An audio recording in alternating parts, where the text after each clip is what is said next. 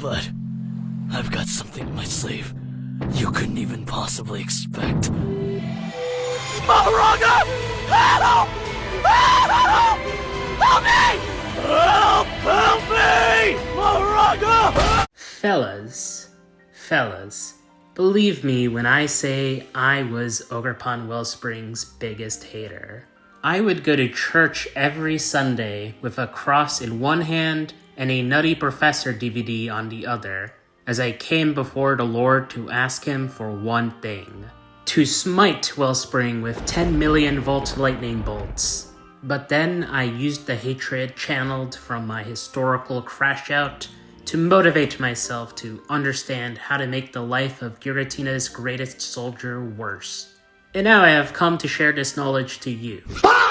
It's important to express concerns for the health of the metagame, but complaining doesn't help you improve as a player. This video isn't about taking sides. It's about laying out the counterplay options players have that don't just boil down to just out-offense it, just get hazards off. And I'll start by listing its main checks. I say checks with quotations because as one of the best wall breakers in the tier, Wellspring has very few consistent defensive counterplay.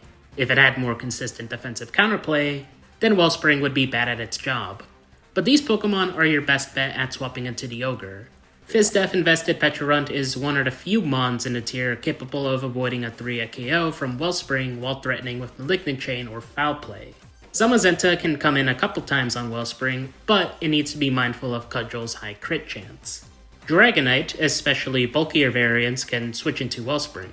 It is true that D-Knight will get dominated if Ogerpon decides to play rough, but that comes with its own risks. D-Knight could Terra on the telegraphed play rough, either two-shotting with Terra normal E-speed, or threatening with a sweep, putting the Ogerpon in an uncomfortable spot. Teal Mask Ogerpon is another good check, because there's no greater op in your life than you. Tealpon can tank a couple hits from Wellspring, but has to respect U-turn. Hydropple pretty much walls any variance lacking play rough, and even so, it doesn't OHKO at +2, and you can retaliate with some big damage. Real ones would swap into their Moltres and gamble for the Flame Body procs. There are some niche checks you can use, but I want to emphasize these guys, because they're not shitmons. Some of these are the best Pokemon in the metagame, and you would want to use them on your team regardless if Wellspring is being accounted or not. Wall breakers often get kills or big damage every time they swap in, which is why it is important to understand good positioning. What do I mean by this? Make Wellspring uncomfortable with clicking buttons or swapping in. Wellspring has few hard switch-ins, but there are a handful of Pokemon who can eat more than one Cudgel. Galarian Weezing and Defensive Zapdos are good examples. They win the 1v1 with status and super effective stab moves, so trading damage with them is normally unfavorable for the Ogerpon player. This also means Wellspring won't be sent out if they're on the field. Having a strong lead is another good way to position yourself.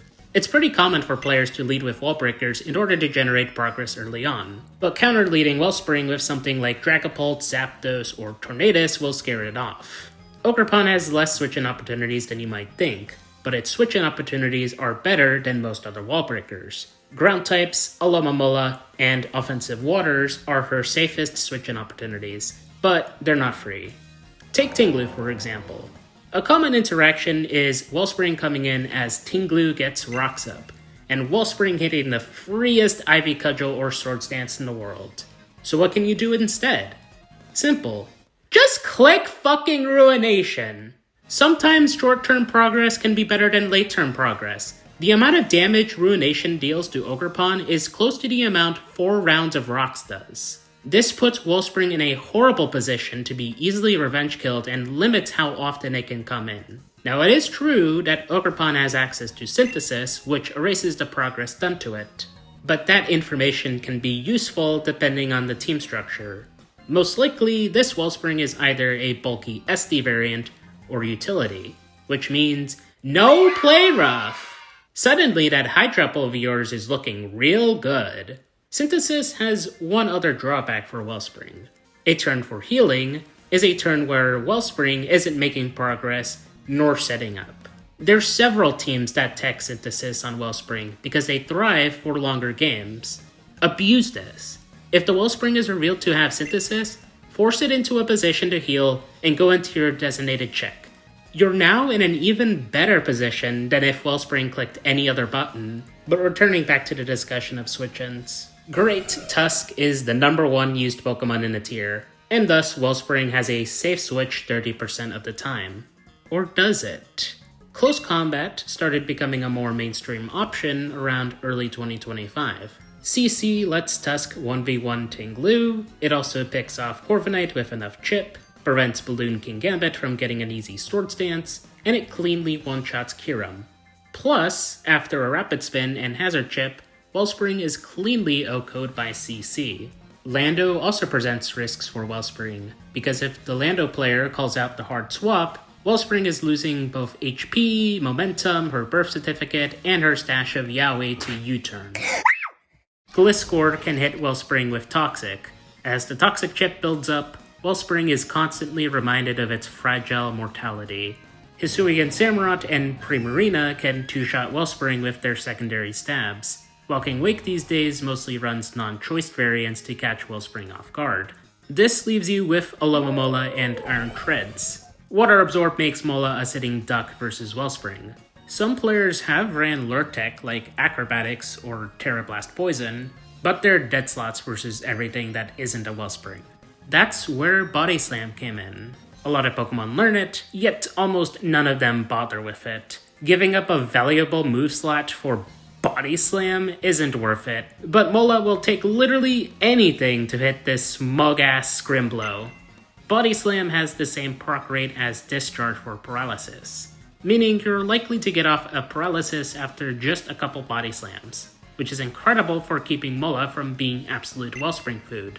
Mola still doesn't 1v1 Wellspring, but a Wellspring that's lower than most of your team is easier to manage than one that isn't. The best part is you have an option to paralyze other threats in a pinch. And Treads? Yeah, I got nothing. So if you're going to build a team using Treads, make sure you have a strong answer into Wellspring, because Treads is going to let it in frequently since it has no good options to threaten. But Mega Horn! There's one form of counterplay I never hear from the ban and do not ban side, and it's probably the best tool against Wellspring. It's this. Yep. Having a weakness to U-turn is one of the worst things for an offensive threat. This means anything that can stay in or outspeed you can just click U-turn, creating a lose-lose situation. Swapping out means losing momentum and potential progress. Staying in like a greedy bastard will make you take tons of damage for no reason. Even weaker U-turns from Pokemon like Tornadus can take a third of its HP away. Several Pokemon get U-turn, including speedy pivots like Pult, Cinderace, Scarflando, and Meowscarada, or defensive pivots like Corv, Zapdos, and Slitherwing. Having these mons in front of Ogerpon puts you in an excellent position. The worst case scenario is Wellspring stays in to smack your Corviknight with an Ivy Cudgel, but it can shrug off an unboosted Cudgel just fine for crucial chip damage, as well as free momentum. To avoid this, Wellspring will sometimes Terra, removing its damning U-turn weakness, making it harder to revenge kill on the special side, turning Ivy Cudgel into a Mike Tyson punch, giving the opponent tuberculosis, sending them to O-Block, all that jazz. Being face-to-face with a +2 Terra Water Ogerpon is among the most terrifying sights to witness.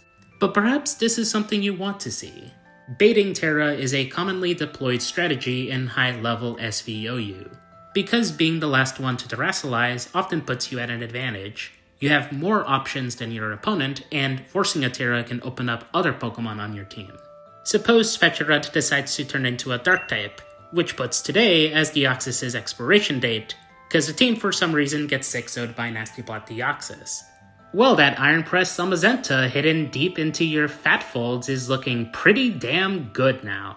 But Amphibians, this thing loses 3 weaknesses and gains a +1 special defense boost. What even is the... Oh.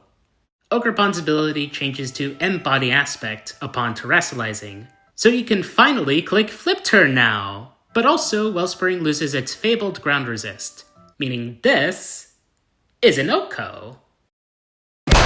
Players using Wellspring will often Terastalize it in these scenarios. to break through a huge physical wall that would otherwise survive an Oko or Tuakio after rocks, to trade with special attackers looking to revenge kill it, or to stop a nasty plot Darkrai or Carmine Iron Valiant from going haywire. Recognize these triggers, and don't go for the overly predictable plays if you don't need to. And remember, you have access to Terra too, assuming it didn't burn it earlier. A well-timed Terra Grass, Dragon, or even Water can be used to prevent Wellspring from snowballing out of proportion. I'm gonna make a quick U-turn back to U-turn because Wellspring itself can also abuse U-turn. Part of why Wellspring is so controversial is because it has that immense offensive profile, on top of forcing you into a vortex with U-turn, letting it keep up the pressure with another teammate, possibly something even more dangerous for your team than Wellspring.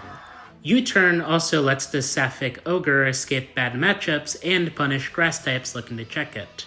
Here's ways you can counteract this. We could trace back to good positioning. It's like dealing with vampires. Wellspring can't click U-turn if it can't come in. Oof, whoa, mind-blowing. Shit, I should have been a psychologist. Yo, cinema therapy, hit me up. Some ways you can punish U-turn are Zapdos' static and Rocky Helmet users like Corviknight. Being mindful, however, that pivot variants of Wellspring often carry knockoff to combat this. Wellspring could also just click Ivy Cudgel as a mid-ground, though depending on the game state and how healthy your checks are, you still have a good position. Now I didn't want to mention this because it's a tired argument, but just get hazards off. Okay, it's relevant in this case. Lots of offensive pivots run boots so they can chain U-turns and avoid taking hazard chip in the process. However, the Wellspring mask is a sort of heavenly restriction, giving it 407 attack with Jolly, or in simpler terms, the same amount of physical attack as fucking Mega Absol Z, but keeping Wellspring from utilizing boots itself. Wellspring only takes 12% from rocks, but that chip damage builds up if the Wellspring player attempts to loop you with full turn chains. Now, my goat Pinkacross did comment about this, so I'll just play this clip. Hazards are nice chip, but they're not going to stop Wellspring from destroying your team, especially if that Wellspring team is well built. This is true for Sword Stance variants. Remember that Wellspring 99% of the time gives up Sword Stance for U-turn. The 1% are the freaks that use both. You'll be sleeping tonight knowing your Petulant is no longer getting two-shot by that imaginary boogeyman called +2 Wellspring. But all teams are different, so I'll get into some archetype-specific counterplay. For balanced teams, you guys are in the most need for an Ogerpon check. Make sure your team has strong speed control options and doesn't give Wellspring free switch-ins. If Wellspring does have safe opportunities to come in, make sure you have solid checks to it. Bulky offense can afford to be less strict with the Wellspring matchup, but the team building and counterplay principles from balance still apply here. Pokemon like Petulant are still good choices here. You could also resort to less sturdy answers like Zamazenta. Offense players, don't think you're exempt from this just cause 5 out of 6 of your team outspeeds Wellspring. Bulky Trailblaze sets can still fuck you over if you're not cautious, and it can still trade with you through Terra. Always have something ready to revenge kill Wellspring, like a Dragonite, a Raging Bolt, or a Kingambit. Stall players... Yeah, I got nothing. You guys are so fucking cooked. I feel bad for you that literally every team has something that just 6-0s you. Terragrass something. I don't know. But, you have like 50 other bad matchups to worry about, so good luck. Some players have really good options to deal with Wellspring thanks to the Sun nerfing Ivy Cudgel. Slitherwing, Raging Bolt, and Venusaur are all excellent checks. You can even run non-choiced Wake to bait Wellspring into taking huge amounts of damage.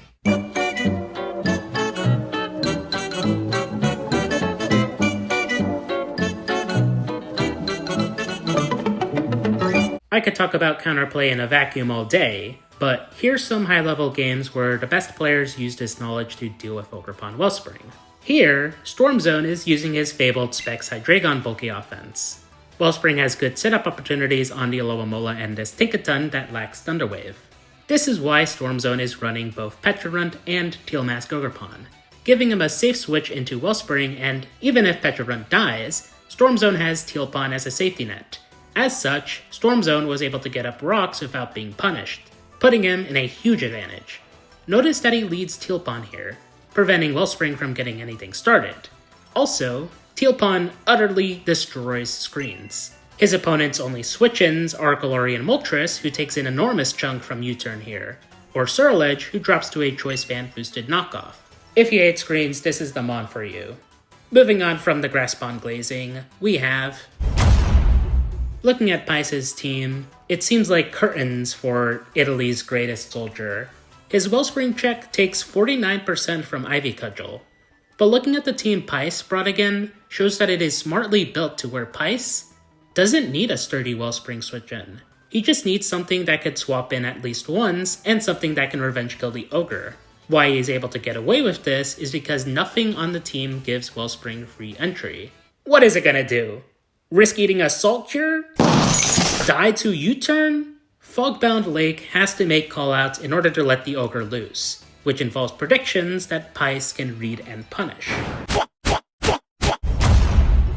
Dali is up against Mako, and this game displays the importance of positioning. They lead with Cinderace, which would scare off any potential Wellspring leads with U-turn or Will-O-Wisp, and it results in an advantage no matter what Mako leads with. Dali also doubles into Corviknight on turn 3, and what this does is cover both Tinglu staying in and the Wellspring switch. Wellspring does come in to claim a kill, but for a few reasons. 1. Dali used Tinglu to take out the Calm Mind Iron Valiant, which gave their opponent a free Wellspring switch. 2. This Corviknight doesn't have U-turn, it's Iron Defense Body Press, which hardly scratches Wellspring's HP after it's been taunted. Dali ends up losing this game, but not because of Wellspring, but due to Malignant Chain being a balanced move, and without Corviknight or Glory and Slowking, Mako's Terra Dark Zamazenta goes crazy here. Next up, we have Vert's Game 1 match with Electric Wind in OLT. Vert makes a very risky play by setting rocks with Tinglu in front of this now +2 Ogerpon-Wellspring. Doesn't look great, but it's fine, because Vert is just that guy. He can eat a hit with Zamazenta and guarantee damage with... Well, fortunately, Vert had Dragonite to Dragon Tail the Wellspring out. And now, as you might notice, Wellspring is not in a position to switch in. Rocks plus a layer of spikes will put Wellspring at 34% the next time it comes in. And Vert makes that harder by leaving out Dragonite and Skarmory. Wellspring doesn't come in until Tinglu grabs a KO. Again. But at that point, Tinglu has done its job, and Dragonite has the freest extreme speed in the world. Next we have Sireclad versus Electric Wind. Once again, we see a Graspon lead, but instead of Terastalizing and hitting this Darkrai with the fattest and nastiest U-turn of all time, he swaps out into his Assault Vest Mola, goes for Flip Turn, and oh shit, here comes Wellspring. But it's not the end of the world, because he has a full health Graspon and Weezing. Cudgel still does quite a bit here, so Sireclad has to be careful. You know what? I'm not gonna fault Electric Wind for that one. The player who made it to OLT Finals and beat Vert to get here surely knows what they're doing more than a feeble spectator like myself. And it goes to show that even at the highest level of SVOU, people make mistakes. Which is why you should listen to me, because I never make mistakes. I never had an anxiety attack, but the 3-word phrase, "I'm not good enough," has haunted me for years. Through aggressive plays and good positioning, Sireclad makes sure Electric Wind doesn't get to Ivy up their Cudgel. It's only turn 15 where Sireclad lets Wellspring in, but with a Graspon that's still fully healthy, he had nothing to worry about. If you made it to this timestamp of the video, congrats! You now understand how to beat Ogerpon-Wellspring. At least if you paid attention. There's a quiz. Nah, I'm just fucking with you. And hopefully you will make better arguments in the future advocating for Wellspring to stay or go. Seriously though, don't go around saying that banning Wellspring will unleash a wave of mindless fat spam. If you need Wellspring to break balance, I don't know what to tell you. You got like 50 different ways of destroying the average balance team. And also don't go around blaming your losses on Ogerpon-Wellspring. Knowing all this certainly helped me form a more educated opinion. Wellspring is fine. It's still stupid though. The most DLC privileged mon of all time. Not broken though, just annoying. Kinda like Zapdos. I hate it, I think it's annoying, my life would be better without it, but Zapdos isn't textbook broken. But that's going to be all for today. What are your thoughts on Ogerpon-Wellspring? Do you think it's perfectly fine in the metagame? Or does Wellspring need the hydraulic press? Maybe I'll do more of these guides. How to beat Gliscor? Dragonite? Screens? Kieran? Gambit? Let me know. Thank you for watching. And remember... Pick up the phone, baby. Yo. Whoa. Yo, chill. Your credibility is in the trenches of Camden. Okay. Let me read this shit out loud. I never had an anxiety attack with a three-word phrase. I'm not good enough. Are you a low GPA in kindergarten? It's a four-word phrase. I'm not good enough is 4 words, my guy. What's gonna haunt you for years is losing your shareholders. Listen, I'll figure something. I'll figure something out. I'm sending the Red Lobster special down to fucking. This won't be necessary. Okay. Oh damn. This won't be necessary. This hiccup will be resolved soon enough. Trust me on this. Okay?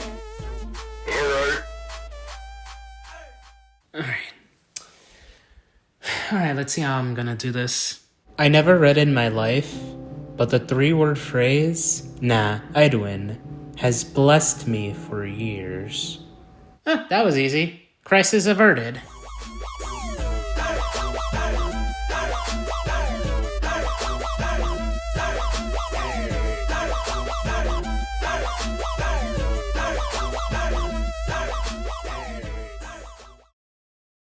Now to work on my Stabmons video. Wait, is this still on?